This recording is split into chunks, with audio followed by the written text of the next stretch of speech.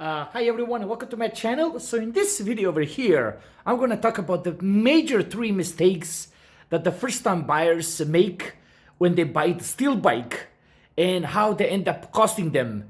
And hit that like and subscribe over here and let's get into this video right here. So the first mistake that a lot of new buyers that are getting into steel bike, what they end up doing is that they make this very first mistake, which is going to be very obvious, and it's going to be the most vital one, which is they don't do enough research, and they end up buying very heavy frame sets. As you can see over here in front of me, not only that I have a Bianchi, but I also have a Bianchi that are really nice, made in Japan, and I'm gonna get it to you right now here. Made in Japan, Magni Ishiwata. Hopefully you guys can see this, get this thing to focus, but that's Magni Ishiwata. Now this is one of the better Japanese frames out there on my Bianchi. Now keep in mind, this is the Japanese Bianchi that was manufactured in Japan. This is not the Italian one, but they do have some nice bits over here. For example, as you can see, there is a clear coat. So the paint job at that time was much better from the Japanese. It comes with a very durable paint job as well as the clear coat. So they really have a nice, get this thing zoomed right here, very nice shiny come across finish over here. So again, now speaking about the frames here, Magni Ishiwata will be on the right in the center on the spectrum. Now that would be if you include all the Italian Columbus top-notch frames that are very light. So if you really see what I'm talking about, it's very important that you do get a pretty decent frame set over there. And then that's the first step. And when you're shopping for the bike and looking at the frame set, make sure that it's clean as it gets. You don't have any dings. You don't have any major damage. A few scuffs like this are okay. It's gonna be, you know, with older bikes, that's what you're gonna get. But make sure you get a decent frame. And moving along, we're gonna move to the mistake number 2, which is the drivetrain. Here you go. So as you can see over here, to make things even more nicer, I'll let you zoom in. I'm using the Shimano 600, which is the Shimano Ultegra. And as you guys can see, I have a very light group set on my Bianchi. So a lot of people, what they end up doing, they do get the very lower end components. So over here, let me show you. This puppy is fully equipped with the Shimano 600. There you go.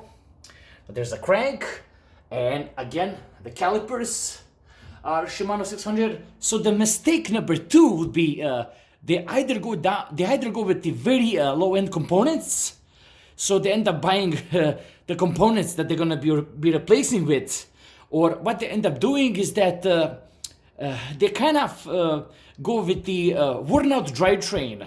So if you're gonna be looking for a bike, at least start off with the Shimano 105.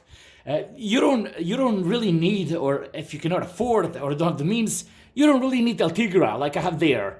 Start yourself at the Shimano 105, or if you really want to go with the Italian version, go with the mid-level Campi, and that will get you pretty decent package over there.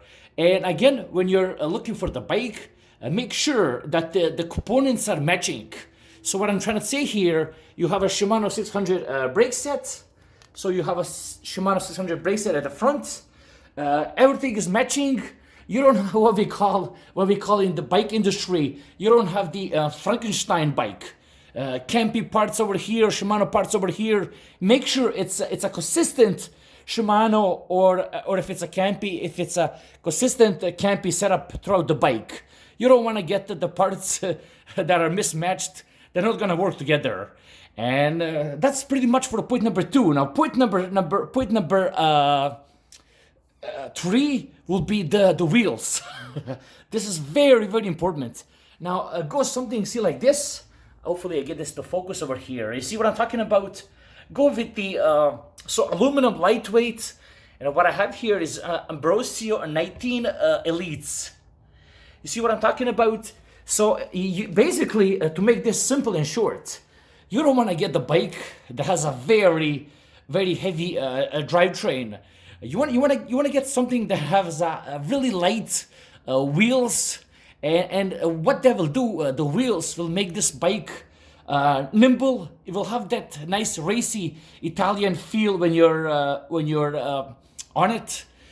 What you want to be staying away from is the heavy what's the right word here, chrome wheel set.